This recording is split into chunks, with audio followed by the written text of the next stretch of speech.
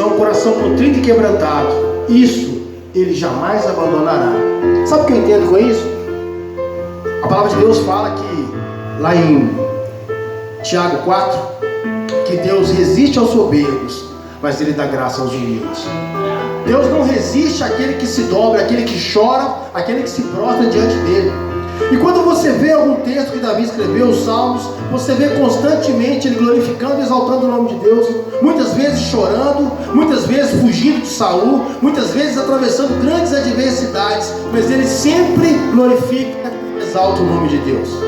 Sabe o que eu aprendo com Davi? Ele recebeu uma promessa, mas durante o processo do cumprimento da promessa, ele foi perseguido, ele foi caçado, ele foi quase morto. Teve a oportunidade de tirar a vida daquele que o perseguia, o rei Saul, mas ele não fez, porque ele reconhecia que ele era ungido de Deus.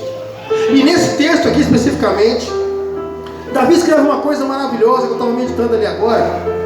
Acompanhe comigo, o Salmo 27 diz assim: o Senhor é a minha luz, minha salvação, a quem temerei? O Senhor é a força da minha vida, de quem recearei?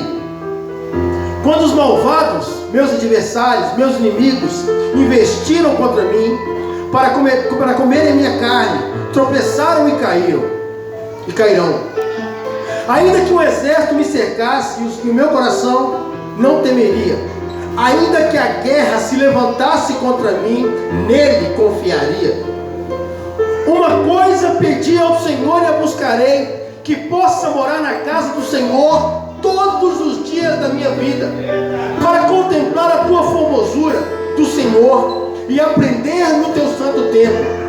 Porque no dia da adversidade me esconderá no teu pavilhão, no oculto do teu tabernáculo me esconderei, por-me-á sobre uma rocha. Também a minha cabeça será exaltada sobre os meus inimigos, que estão ao redor de mim, pelo que oferecerei sacrifício de alegria e de júbilo. No seu tabernáculo cantarei, sim, cantarei louvor ao Senhor. Ouve, Senhor, a minha voz quando clamo. Tem também piedade de mim, responde-me.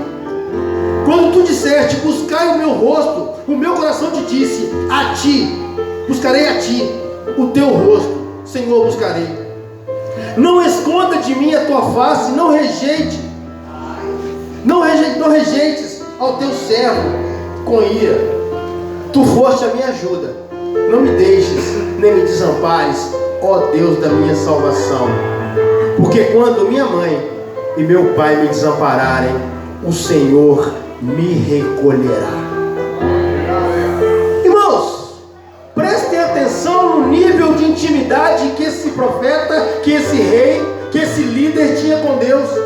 Ele tinha total convicção que por mais que coisas ruins acontecessem com ele, ele sabia que se qualquer exército, qualquer povo levantasse contra ele, ele tinha certeza de uma coisa: o Senhor Deus era com ele e jamais o abandonaria.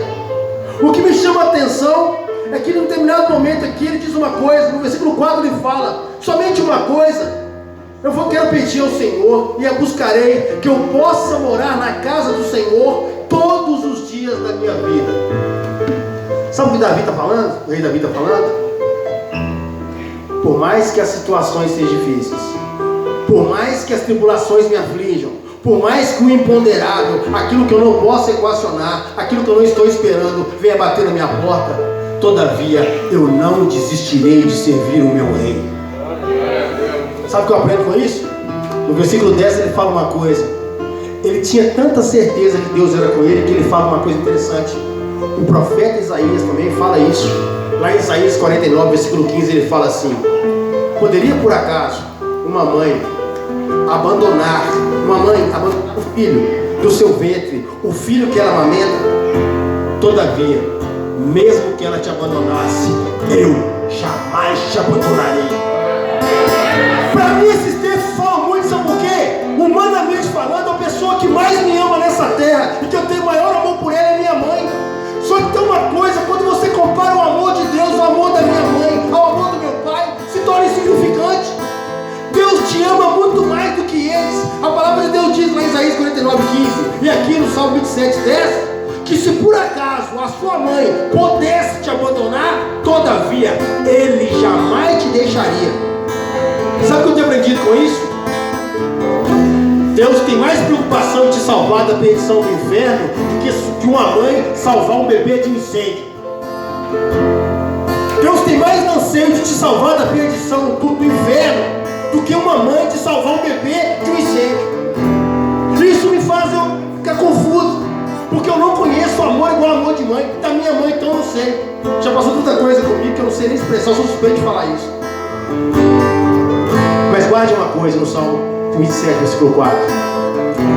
Uma coisa eu pedi a Senhor, buscarei, que eu possa estar na casa do Senhor todos os dias da minha vida. Que esse momento, essa oportunidade que você tem de glorificar e exaltar o nome de Deus, não venha ser desperdiçado. O salmista afirma aqui que ele estava esperando com ansiedade. Ele esperava ansiosamente este momento de se aproximar, de estar na presença de Deus. E pelo que ele está falando aqui, ele não estava passando por um bom momento. Estava sendo talvez perseguido, passando por adversidades, passando por terríveis tribulações. Mas ele disse uma coisa interessante: o que eu mais quero, o que eu mais preciso é estar na tua presença. Você tem a oportunidade hoje, a honra de estar na presença desse Deus. Você tem a oportunidade de se prostrar diante dele, a esse Deus que te ama muito mais do que a pessoa que mais te ama. Esse Deus que se preocupa com você, que muitas vezes talvez você abandonou, soltou da mão dele, em momentos que você não esteve com ele, mesmo assim ele esteve com você.